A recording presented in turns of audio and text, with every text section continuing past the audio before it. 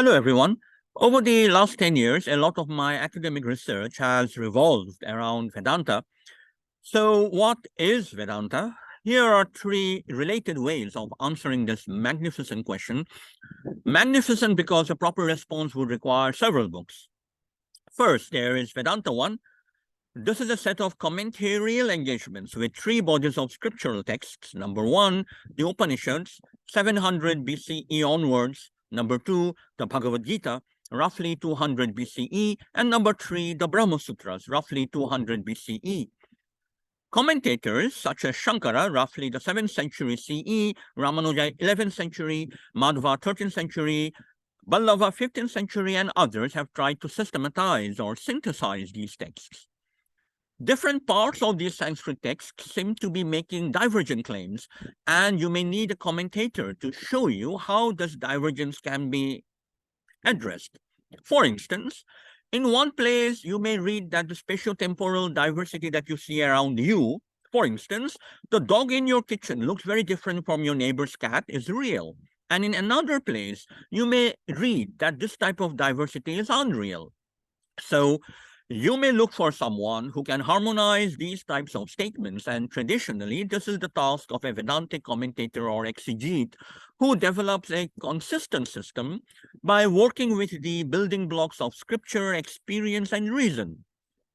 Depending on how these exercises are classified, there are 3 or 6 or even more lineages or traditions of Vedantic exegesis. And each lineage has a distinctive way of answering this crucial question: what is the relation between the spiritual principle in the human being, namely Atman, and the immutable foundation of all space-time, namely Brahman? Next, there is Vedanta 2. This is the religious Hindu version of what you may call the perennial questions of humanity. Why are we here in the first place? How did we get here? Which way should we be going? And what happens after we reach our destination? In this sense, Vedanta is the vegetable thali of religious Hinduism: the basmati rice, the tarka dal, the paneer, the pickles, and the poppadom. Hindu gurus, in their specific lineages, mediate Sanskrit commentaries to their disciples in the everyday idioms of Hindi, Gujarati, Bengali, Tamil, Marathi, and so on. Skillfully recalibrating ancient wisdom for contemporary concerns, they may advise people on when they should get married, how to cultivate virtues such as compassion and patience, where to look for a job, what to do if they feel that their life has become devoid of meaning, and so on. Some of these gurus, especially those in diasporic locations such as London and Boston, speak in English and actively employ metaphors that will be accessible to their Western audiences. For instance, if I were a Hindu guru, I would say that the all-encompassing internet is analogous to Brahman. Each email address is analogous to Atman, and the private password for each email address is analogous to the egocentric I. My academic articles on Vedanta 1 and Vedanta 2 are written with a highly technical vocabulary, and I strongly encourage you not to read them. However, the style of Vedanta that I personally find most fascinating is Vedanta 3, which reflects a fairly common human experience, namely the experience in which you somehow become a not you.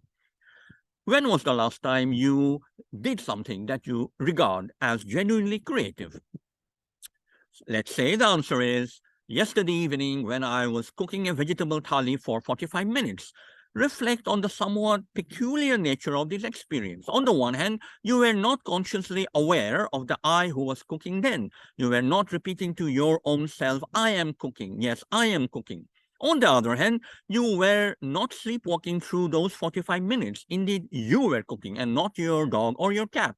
So, did the I exist, or did the I not exist during those 45 minutes? So here is the paradox. Genuine creativity requires, it seems, the reorientation or the suspension or even the dissolution of the I. But if there is indeed no such I, precisely who is being creative?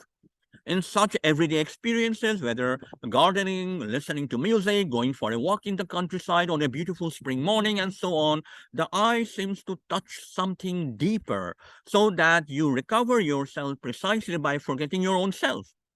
Whether or not you have encountered Vedanta 1 and Vedanta 2, this Vedanta 3 is all around us like the internet, simultaneously tangible and intangible, through which I am speaking to you right now.